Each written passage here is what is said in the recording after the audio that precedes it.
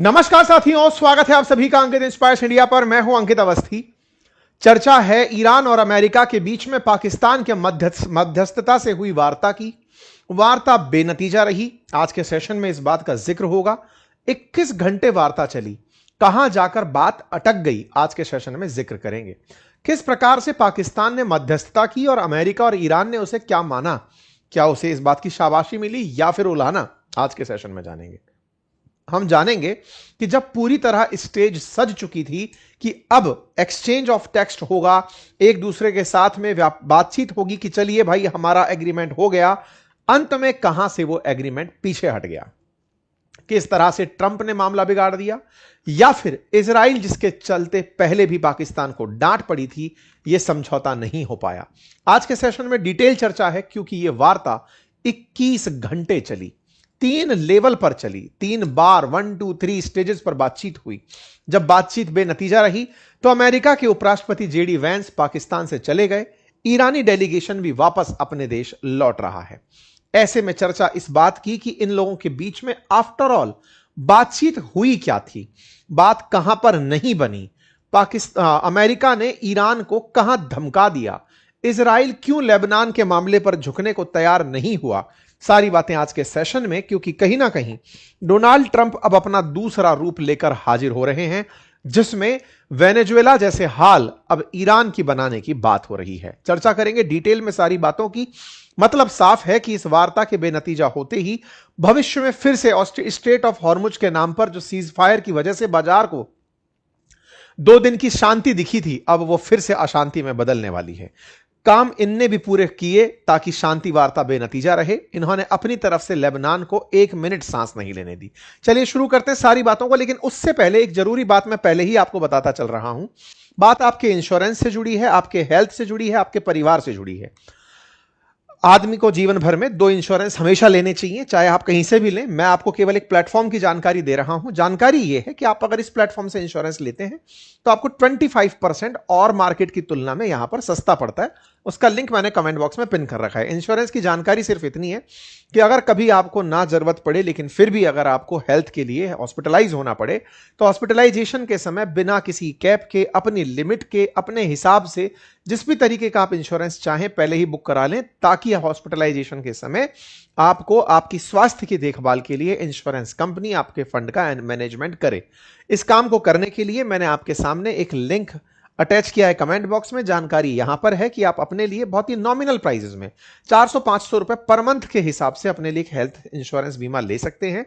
जिस बीमा के लिए कमेंट बॉक्स में हमने जो जानकारी दी है वो ये बताने की कि यहां से अगर आप लेते हैं पॉलिसी बाजार के प्लेटफॉर्म से, तो आपको बाजार की तुलना में ये 25% तक कम दाम पर उपलब्ध हो सकता है। ठीक है, बकायदा आप यहां पर सारा कंपेयर करें। जिस भी कंपनी का आपको इंश्योरेंस लेना हो, इस प्लेटफॉर्म से जाकर आप परचेज कर सकते हैं। ऑनलाइन वर्सेस ऑफलाइन का सबसे बड़ा डाउट जो रहता है वो ये कि साहब ऑनलाइन ले लिया, लेकिन ऑफलाइन में तो हम व्यक्ति को जानते हैं। तो यहां पर ये कंपनी भी आपके लिए, जिस भी कंपनी का आप इंश्योरेंस खरीदेंगे पॉलिसी बाजार से, फिर चाहे मैक्स का खरीदें, स्टार का खरीदें, जिसका भी आपको खरीदना है, उसके बाद भी क्लेम सेटलमेंट के लिए यह आपको अपना इन पर्सन व्यक्ति उपलब्ध कराती है, यदि कभी आपको जरूरत पड़ती है तो। ठीक इसी प्रकार से बाई एनी चांस आपके परिवार में कोई ऐसी हादसा घटना घटित हो जाए जिसमें व्यक्ति और उसके पीछे के डिपेंडेंट लोग बचे रह जाएं व्यक्ति के जाने के बाद, तो उनके लिए जरूरी होता है टर्म इंश्योरेंस। व्यक्ति की मौत के बाद घर पर आई आपदा को उस समय की राहत दे पाता है टर्म इंश्योरेंस। टर्म इंश्योरेंस भी किसी भी वयस्क को जिसके ऊपर उसका परिवार डिपेंडेंट है करा ही लेना चाहिए, और उसके लिए आपको अगेन ये प्लेटफॉर्म एक अच्छा ऑप्शन देता है। आप जाकर के इसे चेक करिए। बहुत ही नॉमिनल प्राइजेस में आपका जीवन आपके परिवार वालों के लिए मददगार, ताकि कोई भी व्यक्ति ये नहीं चाहेगा कि उसके परिवार को किसी प्रकार की असुरक्षा की स्थिति उत्पन्न हो, तो आप उसे यहां पे जाकर चेक कर सकते हैं। अगेन सेम वही तरीका, मार्केट के दाम से यहां पर किसी भी कंपनी का, आप चाहे एचडीएफसी उठाएं, आईसीआईसीआई उठाएं, मार्केट में जब आप लेंगे उससे यहां पर तुलनात्मक रूप से आपको सस्ता मिलता है। आप जरूर ट्राई करिएगा, लिंक दे रखा है कमेंट बॉक्स में। आइए, तो मेरे प्यारे साथियों, बात आ जाती है बातचीत की। तो पाकिस्तान के अंदर ईरान और अमेरिका के बीच में बातचीत को, 21 घंटे की बातचीत को आज हम वहां से शुरू करके डिस्कस करेंगे जहां से बातचीत अपन ने छोड़ी थी।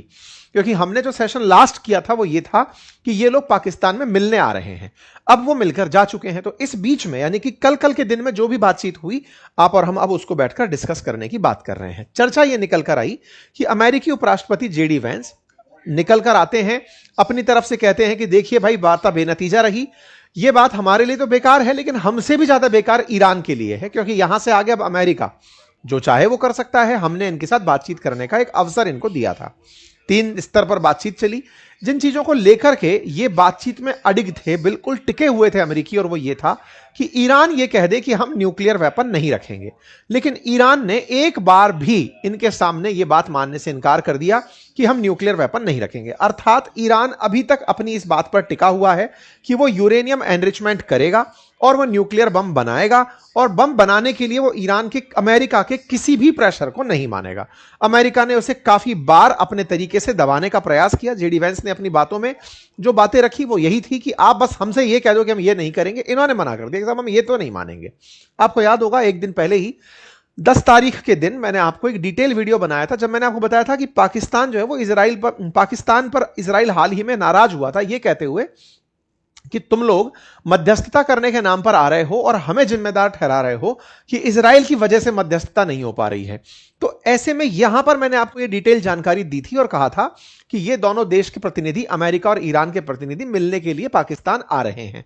उस समय मैंने आपको यह भी बताया था कि लेबनान के हाथ में है शांति की चाबी, ऐसा कहकर ईरानियन लोगों ने सोशल मीडिया पर पूरा मोमेंटम बना दिया था। दोनों के प्रतिनिधि कल हमने उस दिन बता दिए थे आपको, कौन कौन कहां आ रहा है, इस्लामाबाद में आ रहे हैं, ये सब बात बता दी। अब जो बात हमने आपको बता दी थी वो 10 तारीख की थी।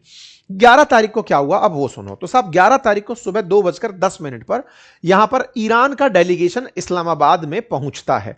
बकायदा जब ये पहुंचते हैं, आसमान में इन्हें कई कई फाइटर जेट सुरक्षा देते हैं, क्योंकि भरोसा नहीं है इजराइल का कि कहीं से ना कहीं से इनको नुकसान ना पहुंचा दे, इसलिए इनको पूरी तरह सुरक्षित तरीके से लाया जाता है। ईरानियन डेलीगेशंस को यहां पर आसिम मुनीर इन्हें रिसीव करते हैं।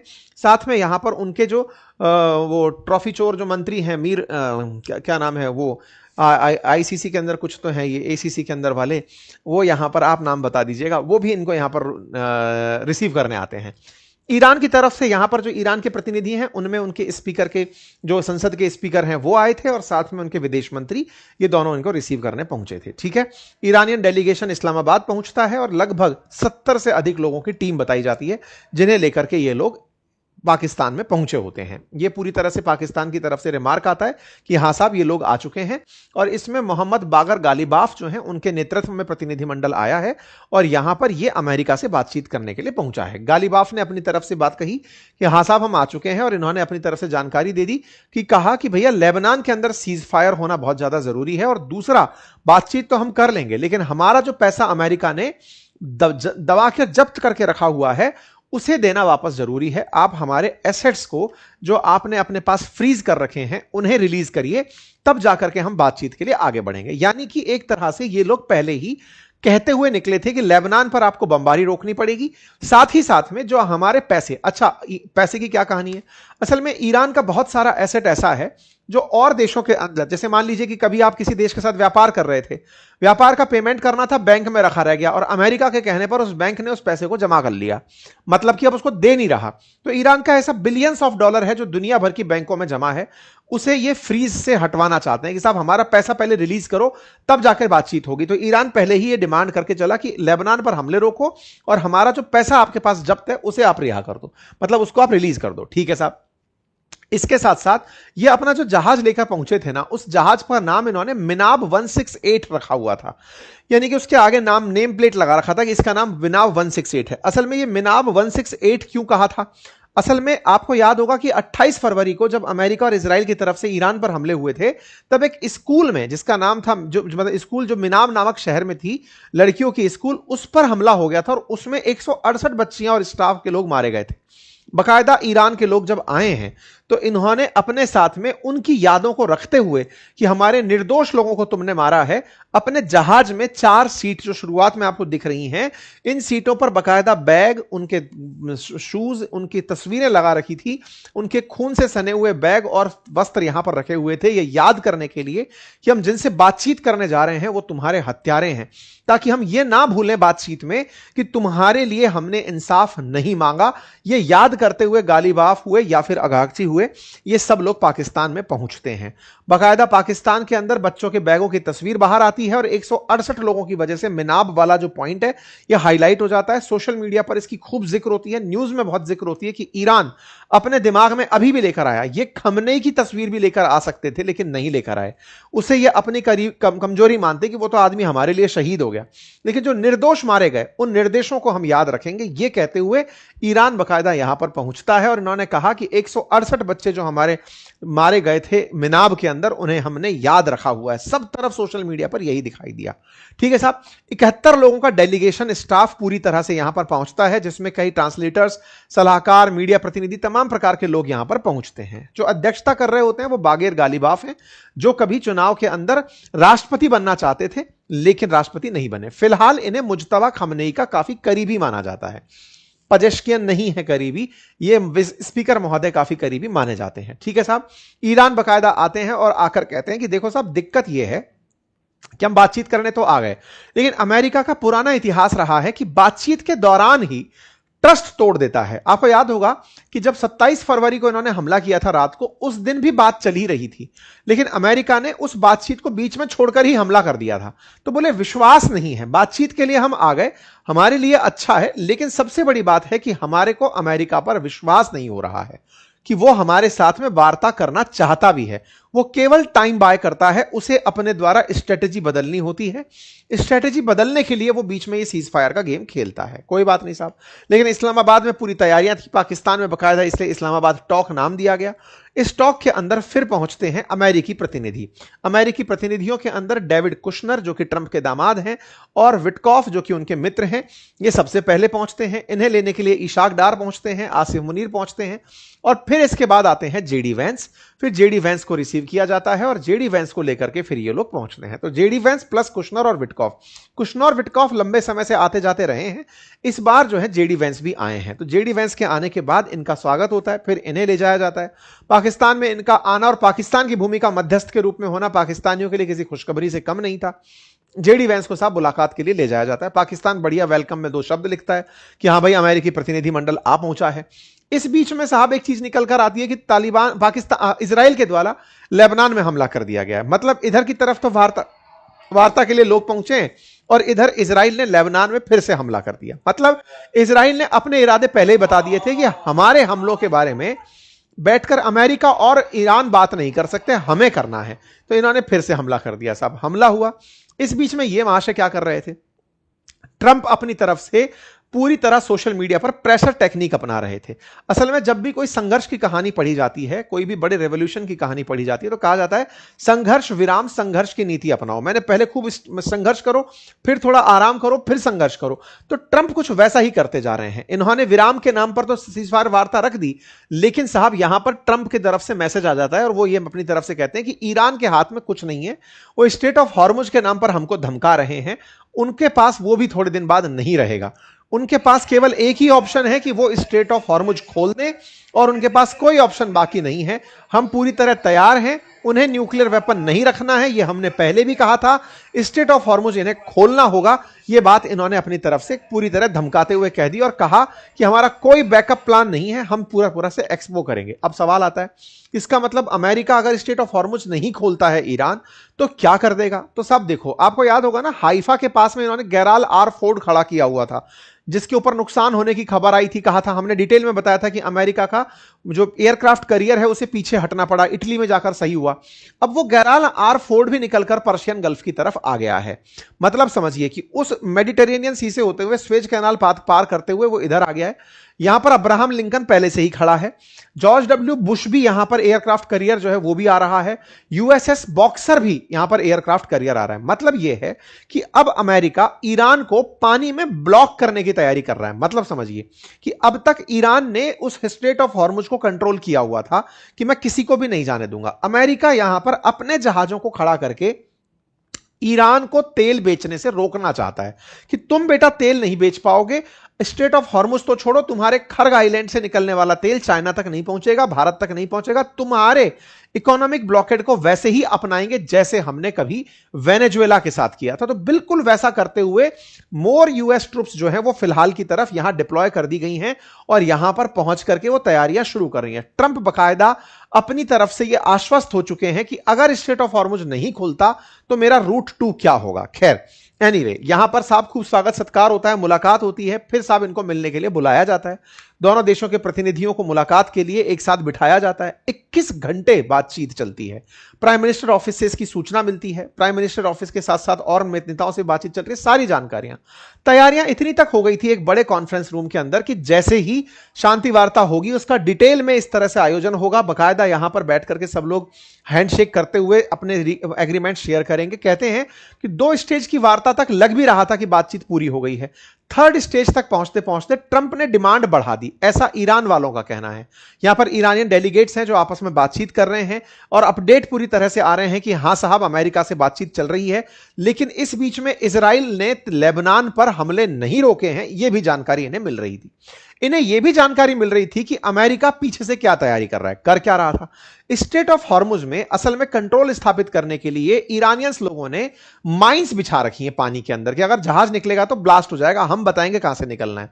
तो इधर की तरफ तो ये बातचीत के लिए निकले, उधर अमेरिका ने अपने डेस्ट्रॉयर जहाजों को भेजकर उस रास्ते में लगी हुई माइंस को हटवाने का काम शुरू कर दिया। मतलब एक तरफ तो शांति वार्ता चल रही है, उधर की तरफ अमेरिकी सेना का जहाज पहुंच करके उन जहाज वो पानी के अंदर डले हुए माइंस को हटाना शुरू कर दिया। फिर इन्हें आईआरजीसी ने तत्काल प्रभाव से बताया कि साहब इनकी तरफ से हमें धोखा देते हुए उन माइंस को हटवाया जा रहा है जो स्ट्रेट ऑफ हॉर्मुज में लगी हैं। इस पर ईरान का जो आईआरजीसी है वो इन्हें धमकाता है, कहता है 30 मिनट में निकल जाना, अगर नहीं निकले 30 मिनट्स के अंदर तो हम अमेरिका के इस जहाज को टारगेट कर देंगे। फिर जो भी हुआ हो, टारगेट नहीं हुआ, अदरवाइज तो सुर्खी बन जाती। कुल मिलाकर के इस दौरान आईआरजीसी के द्वारा ईरान के इस प्रतिनिधि मंडल को सूचित किया जा रहा था कि जिन लोगों पर आप विश्वास कर रहे हो वो विश्वास पात्र लोग हैं नहीं, उनके विश्वास से बाहर निकलो और आगे बढ़ो। और यही हुआ। यहां पर 3rd राउंड की बातचीत होती तो है, लेकिन जो सबसे बड़ी दिक्कत आती है वो ये कि अमेरिकियों पर ईरानियंस को बिल्कुल यकीन नहीं था। असल में अमेरिकियों ने अपनी इमेज भी ये बना ली। 250 साल पुरानी जो देश है मतलब अमेरिका, वो ईरान जैसे देश को कह रहा है कि अगर तुम हमारी बात नहीं माने तो सभ्यता मिटा देंगे। तो ईरानियंस ने ना इस बात को अपने एस्टीम से जोड़कर रख लिया है। लगभग 9-10 करोड़ के आसपास की आबादी वाला ये देश अब अपनी पहचान से जोड़ गया है और अमेरिका की धमकियों को पूरी तरह पॉजिटिव रूप से ले रहा है। इन्होंने बातचीत में साफ साफ कह दिया कि साहब अगर स्ट्रेट ऑफ हॉर्मुज खुलवाना चाहते हो तो वही सारी सुविधाएं हमें वापस से दो, हमारे फ्रोजन जो असेट्स हैं वो बाहर निकालो, हमारे ऊपर लगे प्रतिबंध हटाओ, स्ट्रेट ऑफ हॉर्मुज पर हमें कंट्रोल दो, यूरेनियम एनरिचमेंट करने का हमें प्लान दो। ईरान ने कहीं पर भी कोई नेगोशिएशन इनके सामने नहीं रखा। ये साहब जेडी वैंस बाहर निकल कर आते हैं, पत्रकारों के सवाल लेते हैं और उन बातों में एक ही सार था कि साहब ईरान फिलहाल के लिए नहीं माना है। फिर ट्रंप क्या कर रहे थे? ट्रंप असल में उस समय थे तो व्यस्त, कोई मैच देखने गए हुए थे, लेकिन अपने साथ मंत्रियों को रखते हुए सारी जानकारी प्राप्त करते चल रहे थे। और इसी के चलते जेडी वैंस को ट्रंप की तरफ से निर्देश मिलते जा रहे थे कि करना क्या है।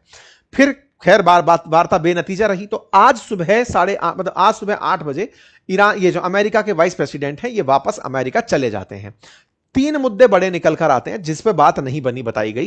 पहला, यूरेनियम एनरिचमेंट ईरान नहीं छोड़ेगा। नंबर दूसरा, स्ट्रेट ऑफ हॉर्मुज को पहले की तरह अगर शिपिंग लाइन के रूप में बदलना चाहते हो तो पहले इन्हें आप हर्जाना दो, इनको वापस से तैयार कराने की बात दो। ठीक है, 28 फरवरी से पहले की तरफ ये लोग चाहते थे कि शिपिंग हो जैसे पहले होती थी, पर इन्होंने मना कर दिया। और लेबनान के अंदर हिजबुल्लाह पर जो आतंकी हमले हैं, हिजबुल्लाह पर जो इजरायली हमले हैं, उन्हें रोका जाए। ये सारी बातें यहां पर रखी गई। तो कुल मिलाकर के कहा गया कि ईरान ने स्ट्रेट ऑफ हॉर्मुज पर अपना मालिकाना हक मांगा, कहा कि जो हमारा नुकसान हुआ है उसका भुगतान करो। तीसरा, हमारे जो पैसे आपने अटका रखे हैं वो सारे पैसे रिलीज करो और साथ ही साथ पूरी तरह से हमारी जो ये कॉम्प्रिहेंसिव रीजनल सीजफायर है इसे सुनिश्चित करो कि हम पर इजराइल भी हमला ना करे। ये सारी बातें इन्होंने अपनी तरफ से लिखी। ईरान ने अपनी तरफ से जो बातें रखी, अमेरिका क्या उनके लिए तैयार हो जाएगा? तो जवाब है कि अमेरिका ने पहले भी ओबामा के काल में JCPOA, जॉइंट कॉम्प्रिहेंसिव, मतलब इनके साथ एक पार्टनरशिप की थी, उसके अंतर्गत ईरान के ऊपर से प्रतिबंध हटाए गए थे, इनको यूरेनियम एनरिचमेंट की परमिशन दी गई थी। हालांकि न्यूक्लियर वेपन बनाने के लिए नहीं, बाकी रिएक्टर्स के अंदर यूरेनियम एनरिचमेंट की परमिशन दी गई थी। कुल मिलाकर के साफ वार्ता बेनतीजा रही। पाकिस्तान ने इसका अपडेट दे दिया कि साहब बहुत मतलब अच्छा नहीं रहा इस बात पर। लेकिन हां, अमेरिका जो जाते जाते धमका गया कि ईरान के लिए अच्छा नहीं होगा, इस बात पर ईरानी लोग भड़क गए।